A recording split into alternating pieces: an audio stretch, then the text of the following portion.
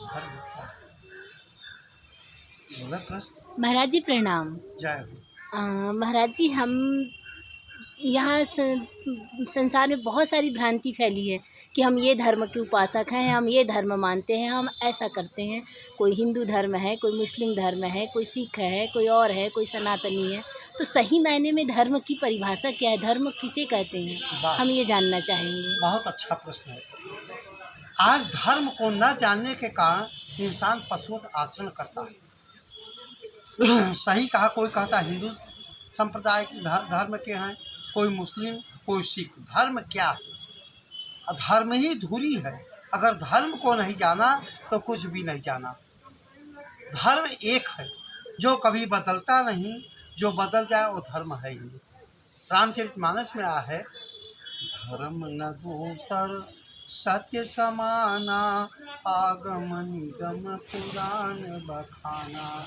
सत्य के सिवा कोई धर्म नहीं है। संप्रदाय अनेक हो सकता है कि धर्म एक है। धर्मेण हीना पशु भी समाना। जो धर्महीन है वही पशु है।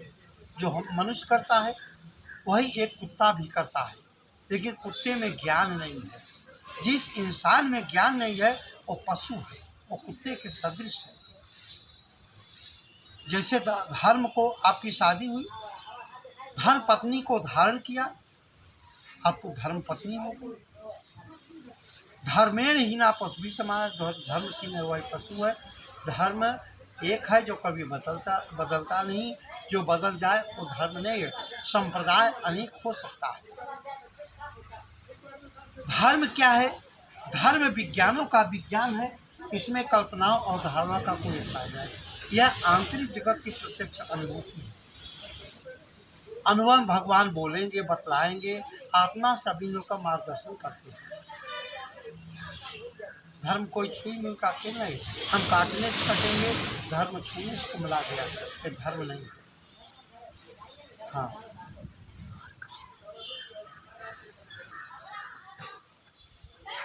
महाराज जी, हम धर्म शास्त्रों में के अनुसार से हम अगर पठन पाठन करते हैं तो इस पठन पाठन से किसी का कल्याण हुआ तो क्या होता है? बहुत अच्छा प्रश्न है आपका। क्या इससे मात्र मुक्ति मिल पठन सकती पाठन है? से कल्याण नहीं होगा। कोई रामचरितमानस का पाठ कर रहा है, कोई गीता का पाठ कर रहा है, कोई किसी चीज़ का पाठ कर रहा है। हमारे धर्मशास्त्रों का मकसद है उस शाश्वत कर्म से जुड़ जाना। जैसे आपके यहाँ 24 घंटे के रामचरितमानस का पाठ होना चाहिए, मना नहीं कर रहे हैं। लेकिन किराए के लोग आते हैं, पाठ करके चले जाते, घर वाले सो रहे हैं। उसको समझिए। अगर उसके आधार पर आप चले नहीं तो पठन पाठन से कोई लाभ नहीं होगा। जैसे 24 घंटा का रामचरितमानस का पाठ हुआ, दूसरे दिन समाप्त हो गया, जैसे पहले थे उसी प्रकार हो गए। इसका मकसद है शाश्वत कर्म से जुड़ जाना। कर्म अनेक है लेकिन नियत कर्म है एक है। आराधना की विशेष विधि का नाम नियत कर्म है। जैसे कि मील पत्थर में लिखा हुआ है कि यहाँ से दुर्ग 50 किलोमीटर। आप मील पत्थर को पकड़ करके बैठ गए, मील पर पहुँच गए, दुर्ग पहुँच गए, एक कदाप नहीं होगा। इसलिए कलयुग में केवल 60 में बता, कलयुग केवल नाम आधारा, सुमिर सुमिर नर उतरे तारा। नाम का आधार लेकर सुमिरन करके भवसागर से पार हो सकते हैं, पढ़ने मात्र से नहीं। ये धर्मशास्त्र, रामचरितमानस, गीता, भागवत, ये हनुमान चालीसा कोड वर्ड में लिखे गए हैं। इसको साधारण लोगों के बस में नहीं है। जब तक ब्रह्म ज्ञान नहीं होगा आप एक अक्षर समझ नहीं पाएंगे।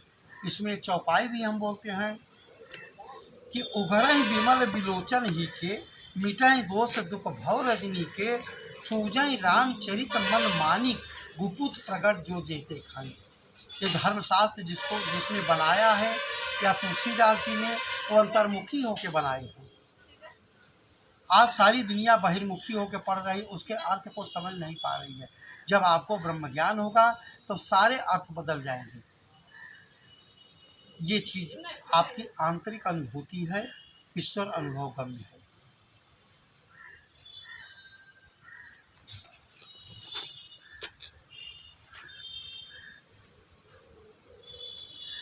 महाराज जी, हम मंदिर में जाकर, मंदिर में, मस्जिद में, गिरजाघर जहाँ भी हो जाकर हम पूजा करते हैं, तो इस पूजा करने से क्या हमें मुक्ति प्राप्त होगी?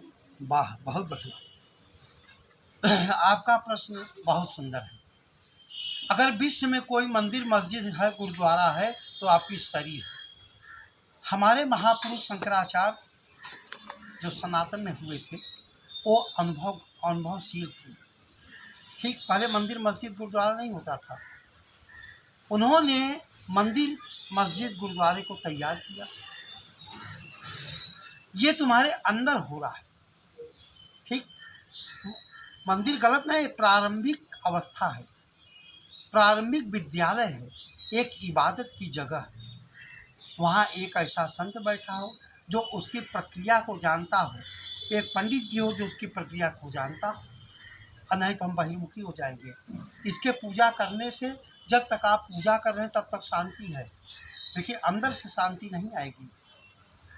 तुम्हारे अंदर शांति का स्रोत है। जैसे हम जाते हैं मंदिर में, सर्वप्रथम ज्योत को जलाते हैं। ज्योत क्यों जलाते हैं? और ये करके यहाँ लगाते हैं। क्यों लगाते हैं? ज्योत क्यों जलाया? तुम्हारे अंदर ज्योत जल रही है। रामचरितमानस में आइए कि राम भगत चिंता मणि सुंदर, अबसई करुण चाके उर्यंतर, परम प्रकाश रूप दिन राती, और नहीं चाहिए कछु दिया नित्य बाती।